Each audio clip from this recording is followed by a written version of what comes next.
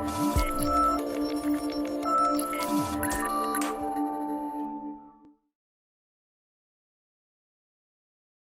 this is Mark Carter with Financial Strategies Group. Today we have Chris and Elena here with us. Many of you know Elena as the head of our administration staff. We're going to talk a little bit about kids and savings and how they should handle their finances. So I'm going to kind of let Chris and Elena introduce themselves and talk a little bit about their family and their children. Yeah, we have two girls, Riley, who is 5, and Skylar, who is 2. Own our home. Both have good jobs. One very good. One very good. Yes, one very good. So one of the things you mentioned to me was, what was the best age for you to start teaching your girls about saving and about finance? So this is my opinion with that. So if you take your children out to dinner or breakfast or wherever it happens to be at a restaurant, and the waitress brings something, you teach them to say thank you and please in those basic manners, because if you're not doing that at 2 and 3 and 4 and 5, it's going to carry over to 10, 11, 12 Yes. and those teenager years.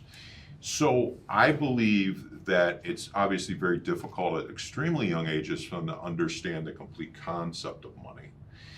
But if you kind of put the seed in that they should always take 10 to 20% of whatever they get. So even if you've got them sweeping the floor or emptying the dishwasher and you're giving them $1 or $2, physically see them make them take 10 to 20% of that and put it into clear piggy bank or something at that particular point.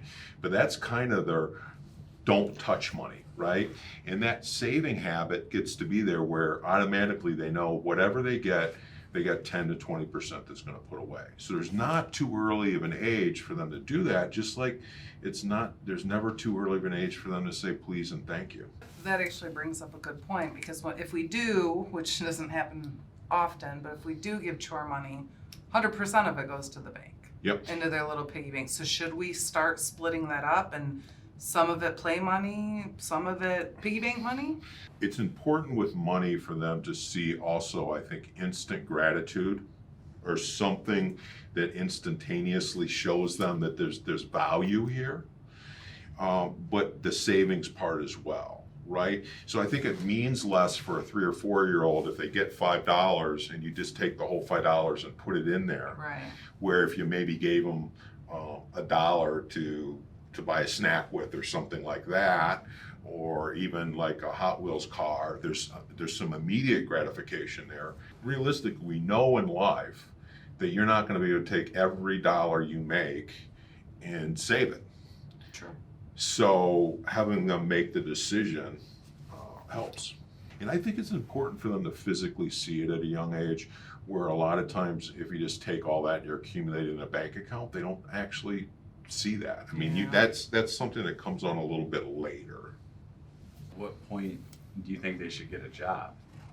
To get a job outside the home, I think it depends a lot on the child or kid themselves, right?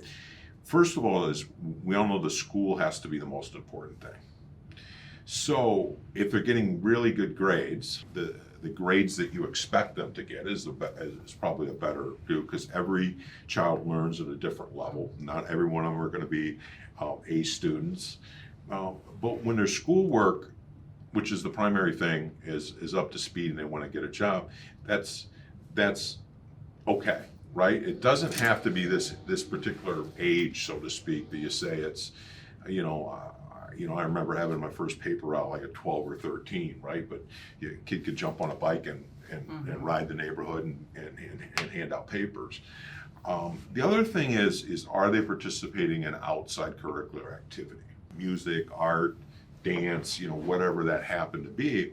We know that once they get through school, they're going to work their whole life, right?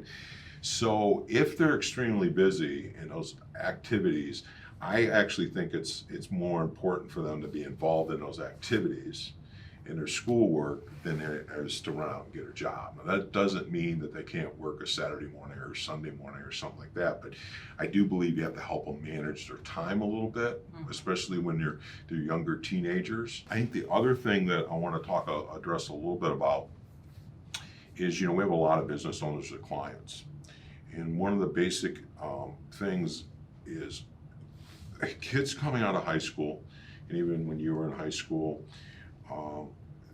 don't have a basic concept of basic math and basic financial planning.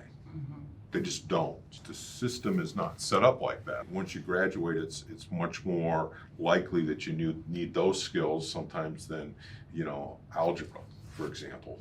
Puts that burden on you as parents to teach the basic budgeting skills. When they do get that job, is they need to understand what is FICA, what is the tax holding that's taking place, why you should set aside, 10 to 20% of whatever you save. You have to live on less.